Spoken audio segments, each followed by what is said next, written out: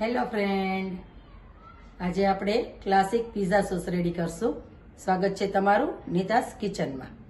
તો તેના માટે આપણે એક પેન લેશું. ગેસ ઓન કરી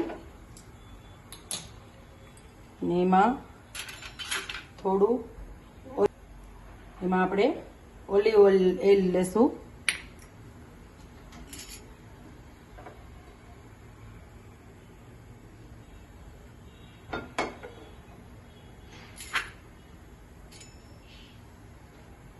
તેલ ગરમ થયા પછી એમાં આપણે ચોપ કરેલું લસણ એડ કરશું. જે મેં 1 ચમચી લીધું છે. લસણ સોતે કરતી વખતે ગેસ જરા સ્લો રાખશું, બળી ન જાય એનું ધ્યાન રાખશું.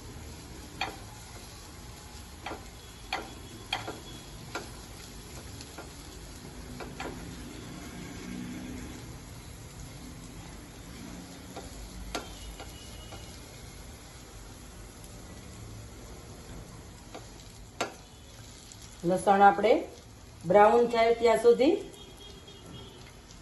તેને સાતળશું.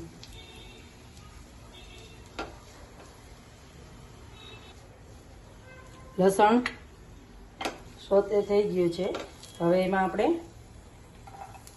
ચોપ કરેલી ડુંગળી એડ કરશું. જે મેં 2 લીધી છે, 2 ડુંગળી. તેને પણ આપણે સાતળી લઈશું.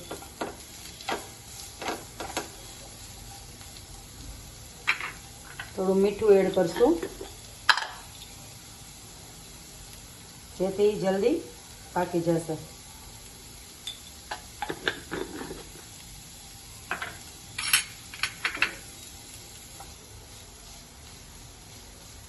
હજી થોડી વાર છે, હજી થોડીક સાતળશું. ડુંગળી આપણી સતળાઈ ગઈ છે.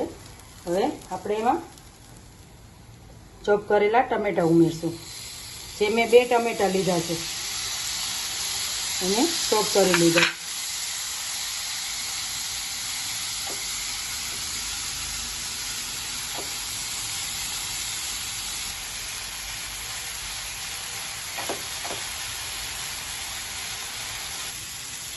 આ સ્ટેજે થોડુંક ડ્રાય લાગે તો થોડું પાણી એડ કરશું,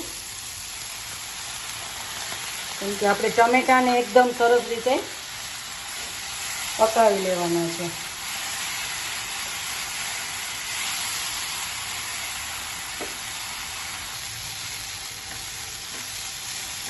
પાંચ થી 7 મિનિટ થઈ ગઈ છે. હવે એમાં આપણે બીજા મસાલા એડ કરશું. એમાં મેં 1 ચમચી ખાંડ, 1 ચમચી ઓરેગાનો, 1 ચમચી ચીલી ફ્લેક્સ,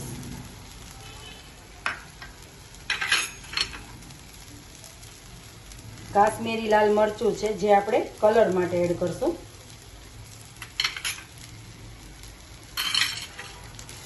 બધાને સારી રીતે મિક્સ કરી દઈશું.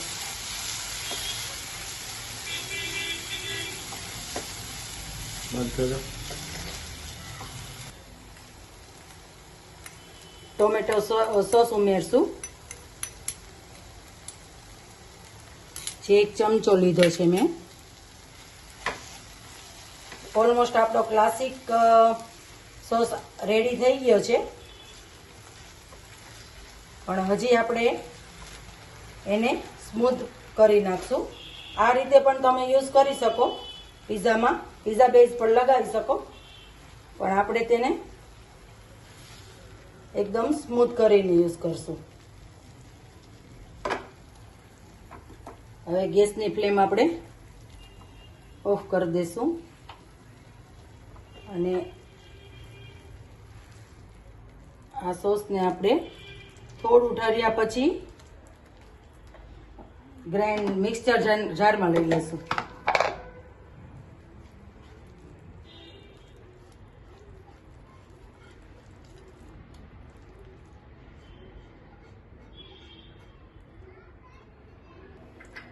હવે આપણે એમાં 2 ચમચી ચીઝ ઉમેરશું, 1 ચમચી પાર્મેઝાન ચીઝ છે અને 1 ચમચી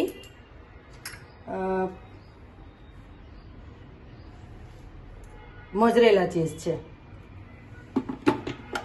હવે એને આપણે ગ્રાઇન્ડ કરી લેશું.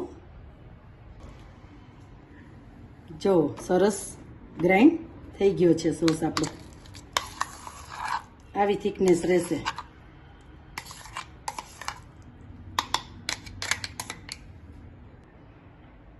તો રેડી છે આપણો classic pizza sauce. Enjoy with pizza. જો મારી રેસીપી પસંદ આવી હોય તો મારી ચેનલને લાઈક અને સબસ્ક્રાઈબ જરૂરથી કરશો. બાય.